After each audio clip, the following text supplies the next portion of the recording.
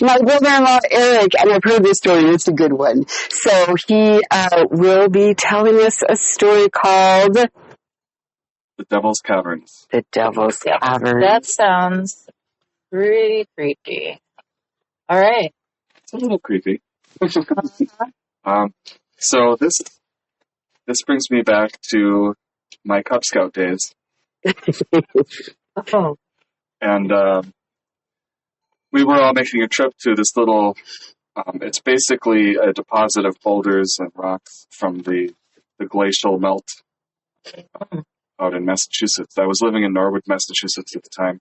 And I think this was upstate somewhere, maybe close to Vermont or something. I can't remember exactly where it was. But it's a big pile of rocks, basically. Okay. And it's not the best idea for a bunch of kids to go crawling around in. Yeah, no. There's some safety issues there. It was a pretty cool experience for me and my friends. You know, it's always fun to go climbing around. Glacial water? A glacial deposit of boulders. Oh, glacial deposit. Oh. So basically, these rocks probably came from thousands of miles away. Wow. And the glaciers just kind of slowly rolled them along until most of them were very spherical. Not smooth or anything like that, but they were from being constantly tumbled. Yeah. Right. So it was a pretty interesting spectacle as far as that goes. Landscape. Right. That is your science lesson for the day. So that's the last science lesson for today. Okay. We like science lessons. Geology. Right. So we're climbing around these boulders, and there's basically, we call it the Devil's Caverns because you can get underneath and in between these rocks pretty far. Huh. And it is actually kind of scary. Yeah. But me and my friends were climbing down into this little hole, and you like to crawl around and pretend you're spelunking. It was spelunking, really. I was going to say, this kind of is, right? Right. Yikes. And I was down there with my friend Jonathan, I believe, and maybe my brother. I can't remember if he was with us. But we get down into this dark cavern, and we get into this little room, and we're kind of excited that we found this little space that we can stand up in and walk around, and it's dark. It's almost pitch black. Did you have any source of light? There was a tiny, tiny amount of light coming down through the rocks. It was very dim. Okay. And that's where we met someone. He was just kind of down there already. What? Down there. And oh boy.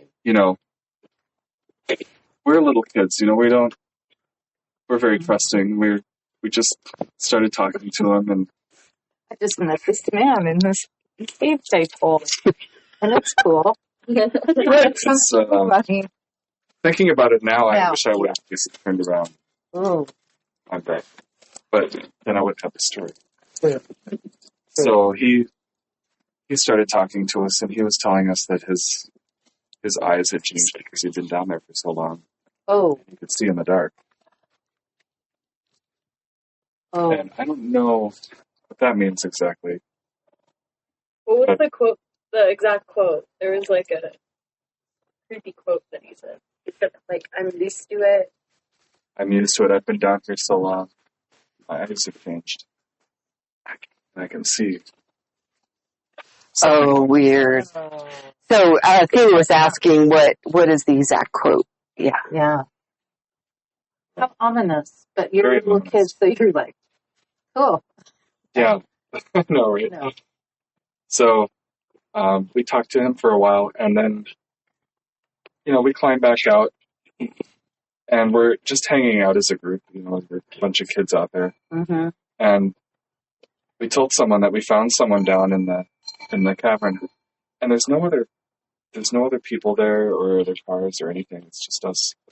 Oh. So it's kind of wondering, like, where did he come from? Is he just down there all the time? Maybe.